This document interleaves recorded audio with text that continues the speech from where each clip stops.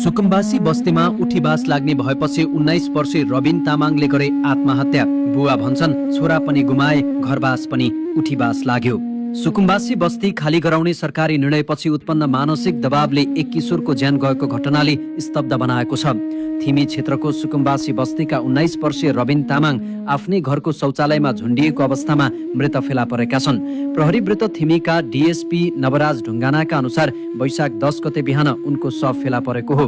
परिवारका अनुसार केही दिन अघि मात्रै सरकारले बस्ती खाली गर्न 2 दिनको म्याद दिएपछि रबिन गम्भीर मानसिक तनावमा थिए।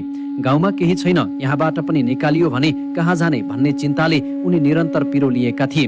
उनका बुबा हस्तबहादुर तामाङ पिराले भक्कानिँदै भन्छन् छोरा पनि गुमाए, बस्ने ठाउँ पनि गुमाए, अब बाँचेर के अर्थ। उनले थपे हामीले भोट दिएको सरकारकै निर्णयले आज यो दिन देख्नु पर्यो।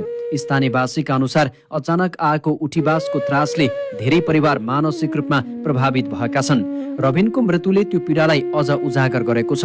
अहिले बस्तीका बासिन्दा न्यायको माग गर्दै आन्दोलनमा उत्रिएका छन्। उनीहरू भन्छन् व्यवस्थापन बिना गरिएको विस्थापन अमानवीय हो। सरकारले सुकुम्बासी समस्या समाधान गर्ने प्रतिबद्धता जनाए पनि व्यवहारमा भने त्यसको प्रभावकारिता देखिएको छैन।